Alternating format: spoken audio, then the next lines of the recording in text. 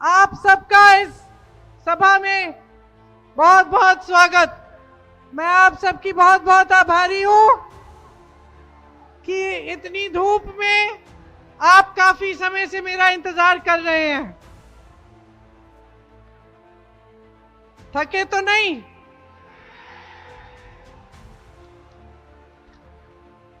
आदत है, धूप की आदत है, धूल की आदत भी है। किसने डलवाई? किसने डलवाई? देखिए, सबसे पहले तो मैं चाहती हूं, इतनी बड़ी तादाद में आप यहां खड़े हैं, वहां पीछे भी मुझे काफी महिलाएं दिख रही हैं। सबसे पहले तो मैं आपसे कहना चाहती हूं कि जो आपकी अपनी ताकत है, अपनी शक्ति है, जो इस देश के इतिहास में, इस देश की नींव डालने में आपकी भागीदारी रही है, उसको आप अच्छी तरह से पहचाने। आप पहचाने कि ये जो बिहार की धरती है, इसी धरती ने इस देश को बनाया है।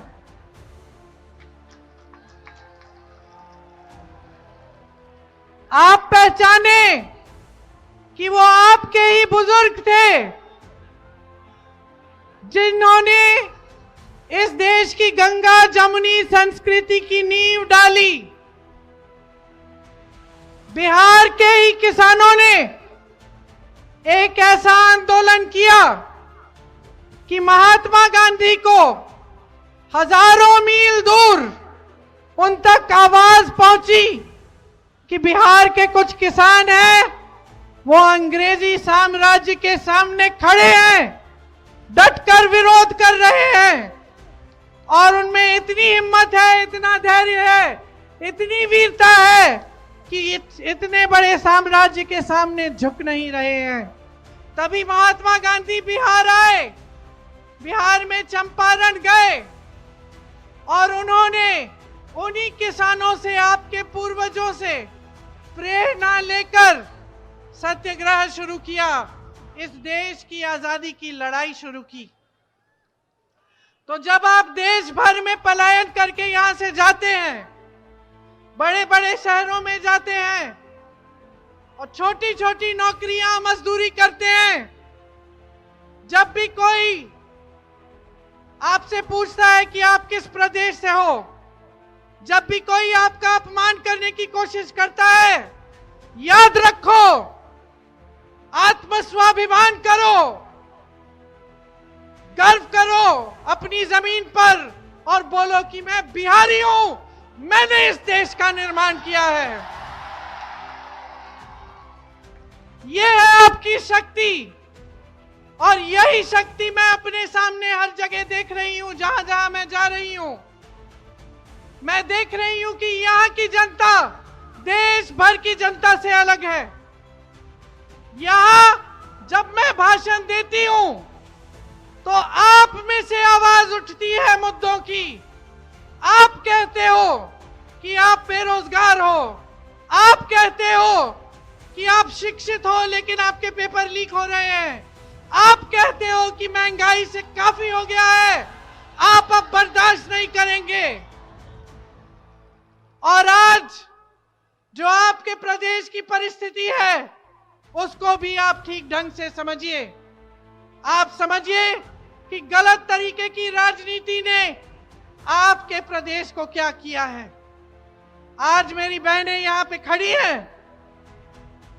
बताओ बहन, सबसे बड़ी समस्या, सबसे बड़ा दुख क्या है आजकल?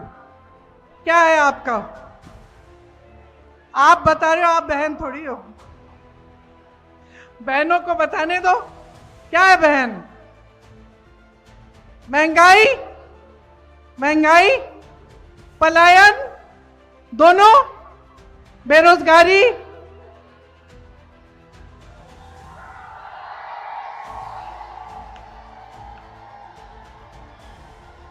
ये बड़े बड़े नेता भाजपा के जब आते हैं, आपसे पूछते हैं, मोदी जी पूछते हैं, मोदी जी पूछते हैं कि यहां से पलायन करके क्यों जाना पड़ रहा है आपके बेटों को, आपके पतियों को? समझते हैं कि आपका संघर्ष क्या है? नहीं समझते हैं। नहीं समझते हैं कि मेरी बहन का संघर्ष क्या है। नहीं समझते हैं कि पति चले गया है पलायन करके किसी बड़े शहर में, हर समस्या का सामना खुद कर रही है, अकेली कर रही है। बच्चे बीमार पड़ते हैं, अकेली डॉक्टर के पास ले जाती है, दरवाजे खटखटाती है, अस्पताल में ले जाती है कि इलाज हो जाए।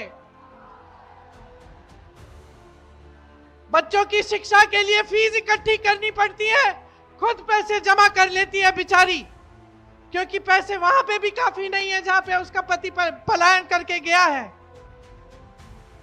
कोई भी समस्या होती है, समाज की मदद भी नहीं मिलती, खुद करती है। खेतों में काम करने जाती है तो घर पे आकर काम करती है, सोती नहीं है जब तक सब सो जाते हैं, जब तक बच्चों का देखभाल नहीं कर लिया, माता पिता का, सास ससुर का, तब तक नहीं सोती। पूरे समाज का बोझ उठा रही है और अगली पीढ़ी का परवरिश भी कर रही है, अगली पीढ़ी को भी तैयार कर रही है। ये है इस देश की महिला, ये है बिहार की महिला। और मोदी जी समझते हैं कि आपको झूठे वादे देकर, आपको 10,000 रुपए पकड़ाकर वोट ले लेंगे आपका। मोदी जी सोचते हैं कि 20 सालों से इनकी सरकार चली है बिहार में, महिलाओं के लिए कुछ नहीं किया। अरे सुरक्षा भी नहीं दे पाए, महिलाओं पे अपराध 3 गुना बढ़ गया है, 3 गुना महिलाओं और बच्चों पे। आज बहन तुम बाहर जाती हो तो घबराहट होती है कि नहीं? बेटी कहीं जा रही है नौकरी करने के लिए तो घबराहट होती है कि सही सलामत वापस आएगी कि नहीं। बता रही हो तुम, बिल्कुल समझ रही हूं मैं। तो अपनी परिस्थिति को अच्छी तरह से समझो। ये जो 10,000 रुपए का घूस देने की कोशिश कर रहे हैं ना, ले लो, पैसे ले लो, 10,000 रुपए ले लो, लेकिन अपना वोट मत दो बहनों, वोट मत दो। 10,000 रुपए जो मिल रहे हैं उसका कुछ अच्छा कर लो, बच्चों के लिए कुछ खरीद लो, बचत कर लो, जो भी है, लेकिन अपना वोट मत दो इन्हें। देखिए बहुत विवेक है आप में, बहुत समझदार है आप, सब समझती हैं। जो महिला होती है ना, सुन लो पुरुषों, सुन लो, तुम्हारी नियत पहचानने वाली होती है, समझे? अगर नियत ठीक नहीं है, सबसे पहले महिला पहचान लेगी। तो जिस तरह से आप परिवार में, समाज में पहचान लेती हैं, उस तरह से अपने नेताओं को भी पहचानो। जो सिर्फ चुनाव के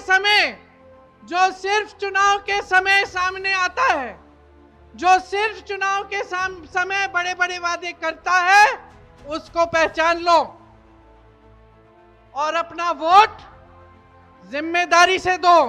ये जो वोट है, ये महंगाई को खत्म करने वाला वोट है। ये वोट है, अगर महागठबंधन को जाएगा तो यही वोट सिलेंडर को 500 रुपए का बना देगा।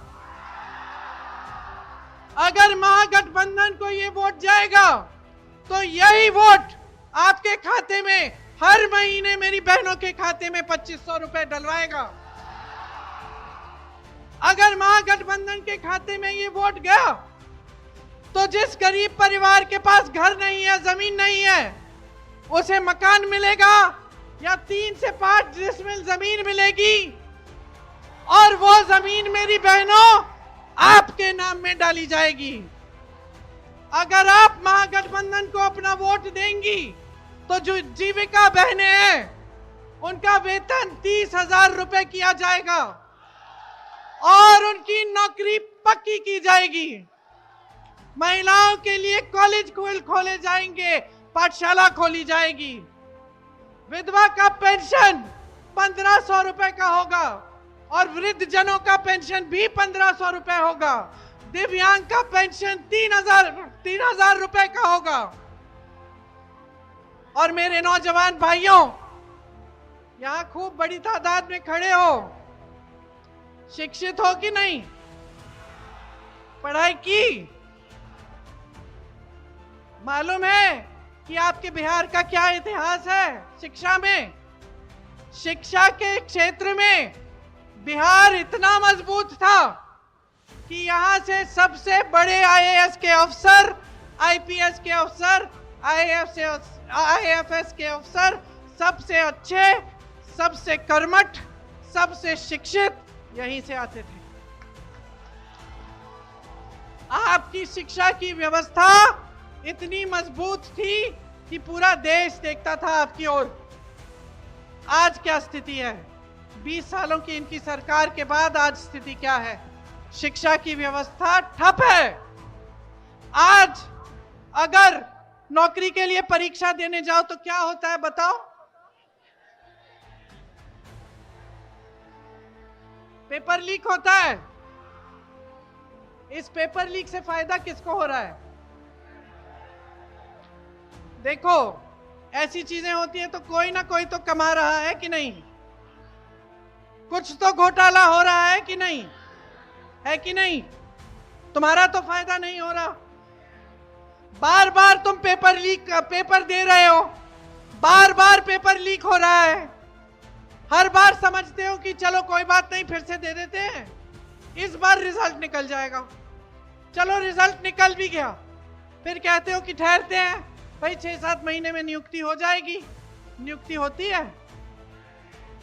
कितने ऐसे यहाँ पे नौजवान हैं जो ऐसे पेपर दे चुके हैं और अभी भी नियुक्तियों के लिए इंतजार कर रहे हैं।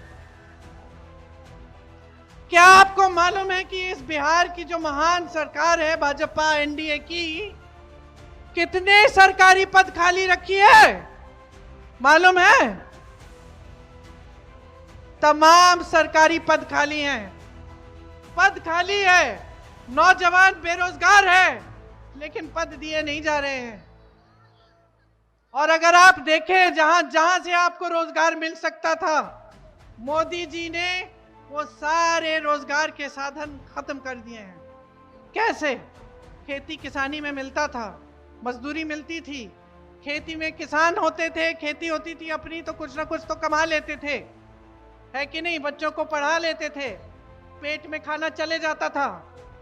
आज जो खेती किसानी कर रहा है भूखा पड़ा है, कमा नहीं पा रहा है, उसको ना उपज का दाम मिलता है, ना न्यूनतम समर्थन मूल्य मिलता है, खाद की लंबी लंबी लाइनों में खड़ा होना पड़ता है, खाद नहीं मिलती है। आज ट्रैक्टर खरीदने जाता है तो लो जीएसटी दो, पेट्रोल डीजल महंगा हो गया है, खेती के सारे साधन महंगे हो गए हैं, सारा सामान महंगा हो गया है। कमाओगे कैसे? कमा नहीं पा रहे हो, यही है मोदी जी की नीतियां। कोल्ड स्टोरेज की व्यवस्थाएं नहीं है, मंडियों की व्यवस्था नहीं है, कैसे कमाओगे? साधन ही नहीं छोड़ा। आगे बताती हूं, बड़े बड़े उद्योग होते थे, ये कहते हैं नेहरू जी ने क्या किया, 70 सालों में क्या किया, यही कहे जा रहे हैं 10 सालों से, कुछ नया सोचा भी नहीं है इन्होंने। ठीक है, 70 सालों में क्या किया मैं बताती हूं। इस देश में जितने भी बड़े सरकारी उद्योग हैं नेहरू जी ने लगवाए या उनके बाद कांग्रेस पार्टी ने लगवाए। इस देश के आईआईएम, आईआईटी, एम्स, ऐसी जितनी बड़ी संस्थाएं हैं सारी पंडित नेहरू जी, कांग्रेस पार्टी की सरकारों ने बनाई। मोदी जी ने क्या बनाया? क्या बनाया मोदी जी ने? मोदी जी ने ना एक नई तरह की राजनीति बनाई। मोदी जी ने ऐसी राजनीति बनाई जिसमें नेता को काम करने की जरूरत नहीं है। मोदी जी ने धर्म की राजनीति शुरू की कि चलो लोगों को बांट देते हैं, हिंदू, मुसलमान, सिख, ईसाई, बौद्ध, जैन सबको बांट लेते हैं, फायदा होगा हमारा, सबको लड़वा लेते हैं। मोदी जी ने ऐसी राजनीति बनाई जिसका नेता सोचता है कि 5 साल काम नहीं करे लेकिन 5 साल बाद चुनाव के समय आपके घर आके आपसे प्रार्थना करा के आपसे धर्म के नाम पर शपथ दिलवा के उसको वोट मिल जाएगा। ये किया है मोदी जी ने। एक नई संस्था नहीं बनाई, शिक्षा को नहीं बुलंद किया, उद्योग नहीं बनाए, बल्कि सारे जितने भी सरकारी बड़े बड़े उद्योग थे अपने बड़े बड़े सेठ मित्रों को दे दिए। किसको दिए? मैं खुश हूं, आप नाम भी जानते हैं। आप जागरूक हो। यहां बिहार की जमीन 1 रुपए प्रति एकड़ में अडानी को दे दी। और ये जो नौजवान यहां खड़े हैं, अगर आपको 1 एकड़ जमीन दे देते 1 रुपए में, तो आप क्या अपना भविष्य नहीं बना लेते? बनाते कि नहीं बनाते? बहनें, आपको 1 एकड़ जमीन मिल जाती तो कुछ तो कर लेती। दे रहे हैं बड़े बड़े सेठों को।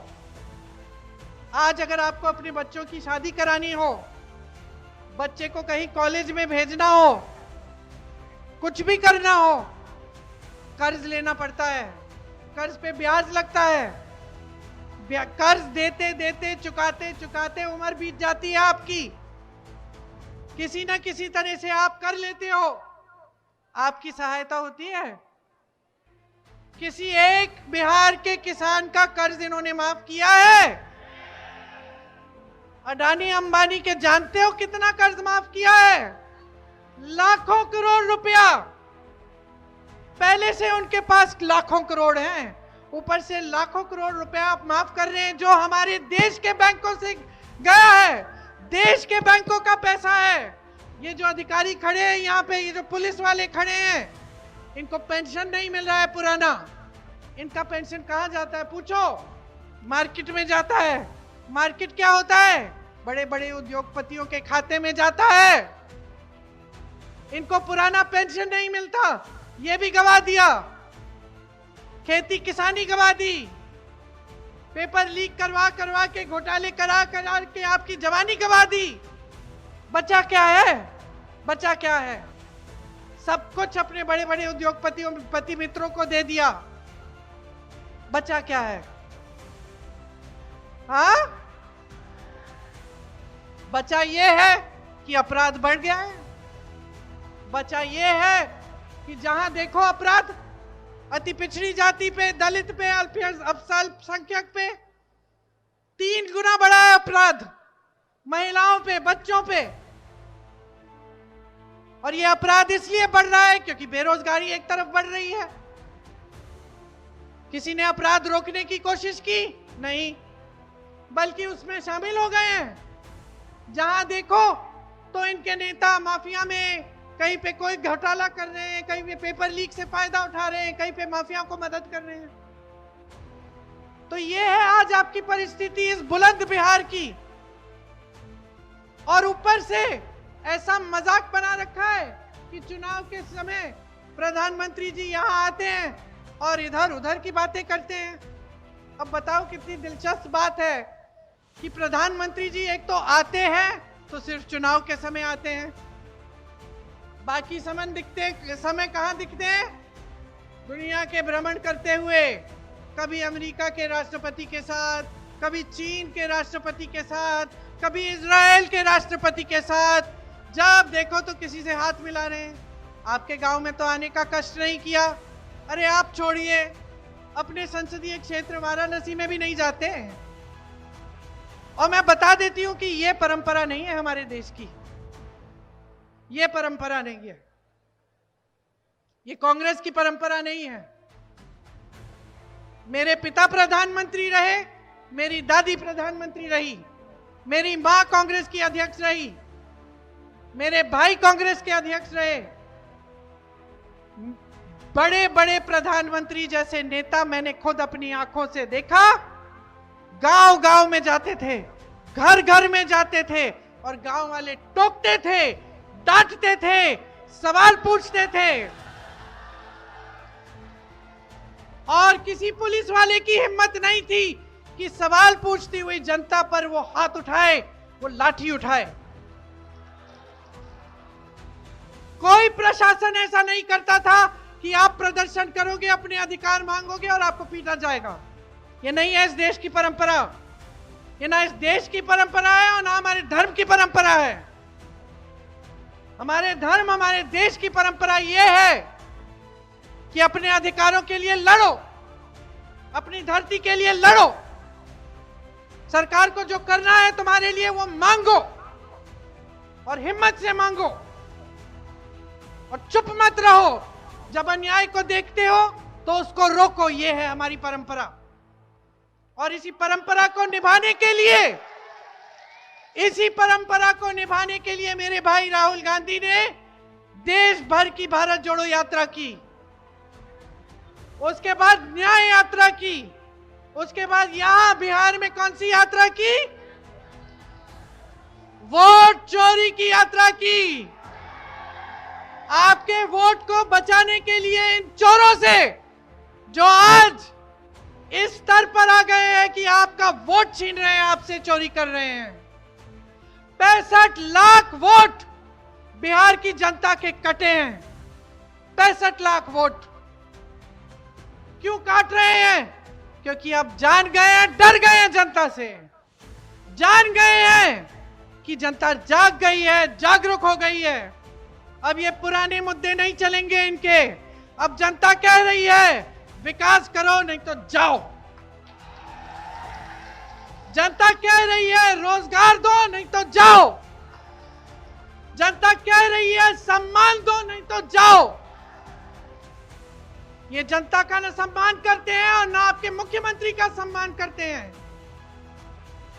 आपके मुख्यमंत्री का भी सम्मान नहीं करते, इनके मंचों पे नहीं दिखेंगे, ये बुलाएंगे नहीं, बल्कि मोदी जी कहेंगे कि देखो कांग्रेस पार्टी के पोस्टर में तेजस्वी जी को बौना बना रखा है, अरे देखो आरजेडी के पोस्टर में राहुल जी को बौना बना रखा है।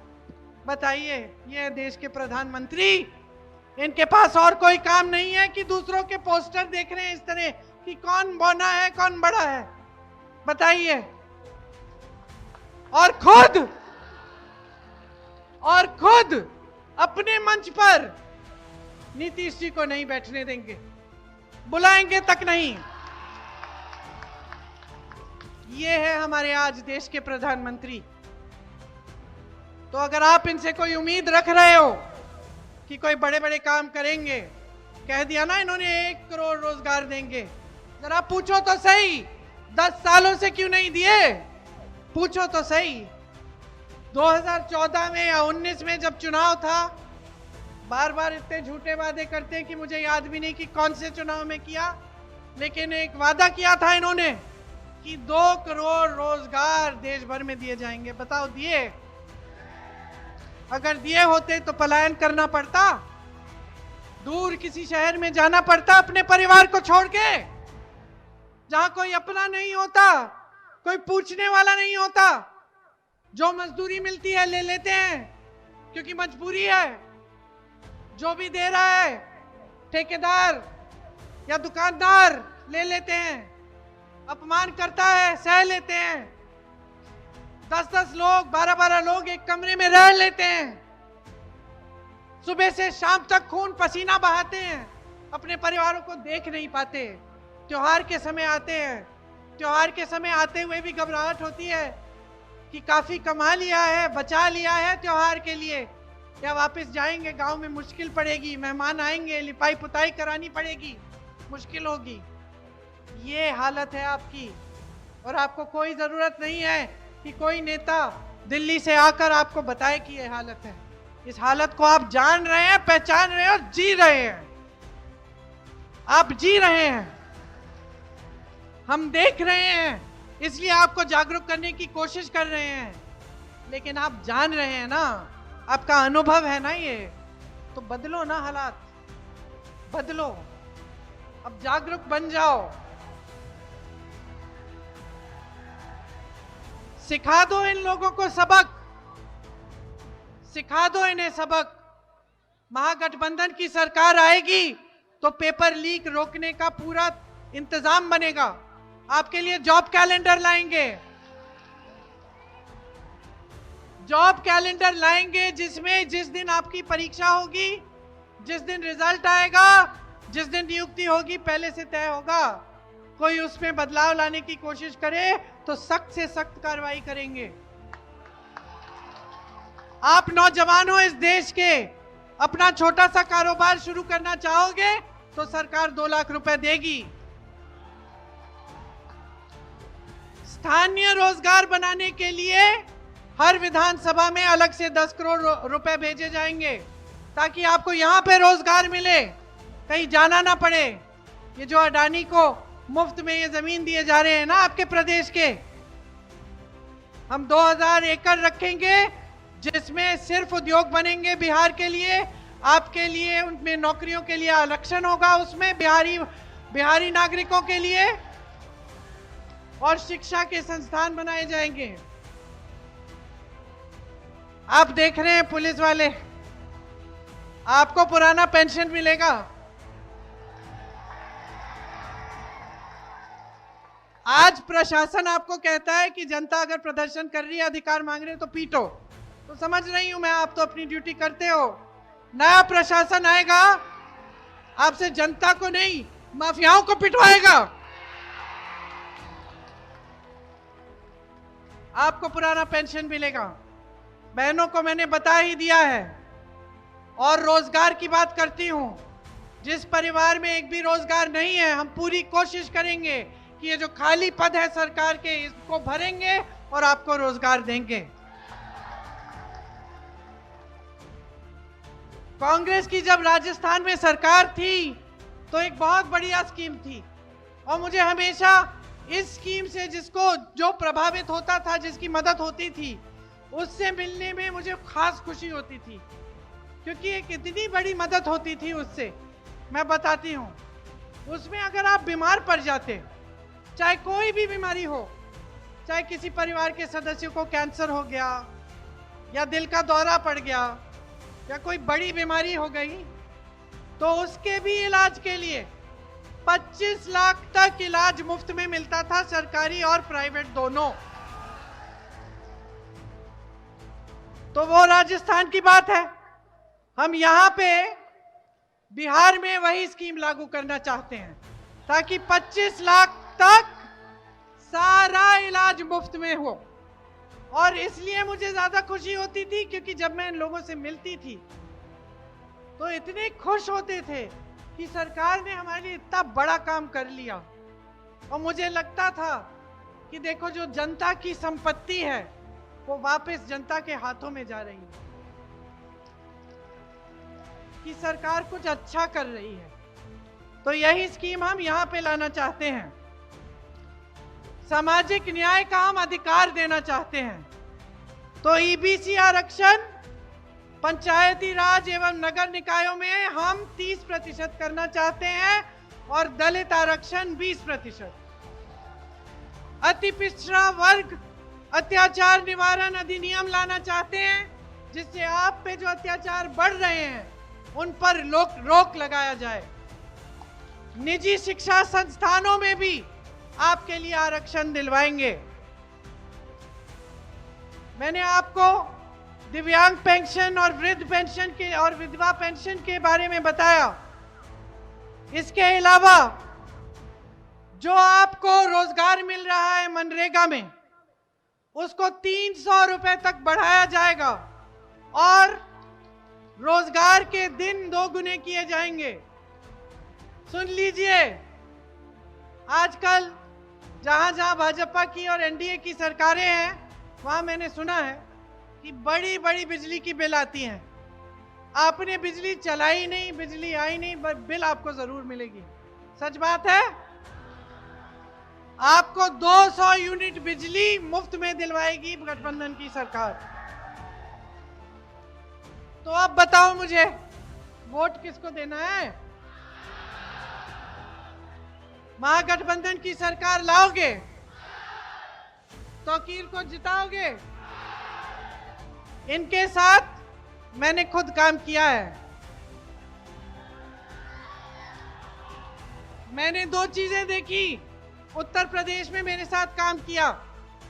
पहली चीज ये कि जब कोरोना हुआ तो तमाम लोग, खास तौर से भाजपा के जो नेता थे, क्या किया उन्होंने? घर में दुबक गए, डर के मारे कि हमें बीमारी पड़ जाएगी। मैंने देखा कि ये दिन रात इस कोशिश में थे कि अपने इलाके के लोग जो बाहर हैं, जो अनेक प्रदेशों में फंसे हुए हैं, उनको हम वापस कैसे लाएं। इन्होंने राहत पहुंचाई सैकड़ों लोगों को। मुझे खुद निजी तौर पे ये मालूम है, क्योंकि वो फोन मुझे आते थे कि मेरे इलाके के इतने लोग गुजरात में फंसे हैं, दीदी मदद करवा लो, और हम मदद करते थे। तो सबसे पहली चीज तो मैंने ये देखी कि ये आदमी डरता नहीं है। इसका लक्ष्य सेवा करने का है और मुश्किल परिस्थितियों में भी ये सेवा करेगा। और फिर जब यूपी का चुनाव आया,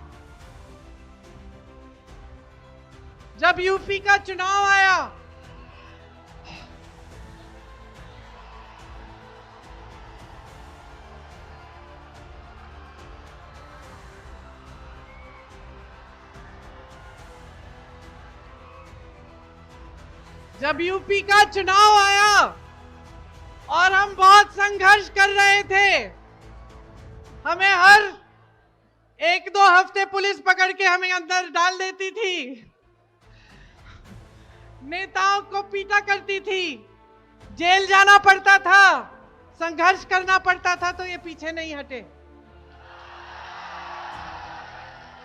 कर्मठ भी है, काम करते हैं।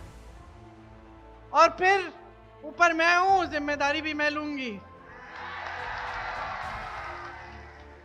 इसलिए इनको जिताइए, भारी से भारी बहुमत से जिताइए, और अपने लिए, अपनी इस बुलंद महान धरती के लिए, जिसने इस देश को सब कुछ दिया, बड़े बड़े नेता दिए, देश का सबसे पहला मुख्यमंत्री दिया, देश को एकता दिखाई, देश को सही रास्ता दिखाया, धर्मनिरपेक्षता का, सबकी समानता का, इस धरती के लिए, भविष्य के लिए, अपने बच्चों के लिए, नई पीढ़ी के लिए सही निर्णय लो, वोट दो महागठबंधन को, अपने ही समाज को, अपने परिवार को, अपने भविष्य को जिताओ। मेरे साथ जोर से बोलो, बिहार की धरती की जय, बिहार की धरती की जय, बिहार की धरती की जय। जय हिंद।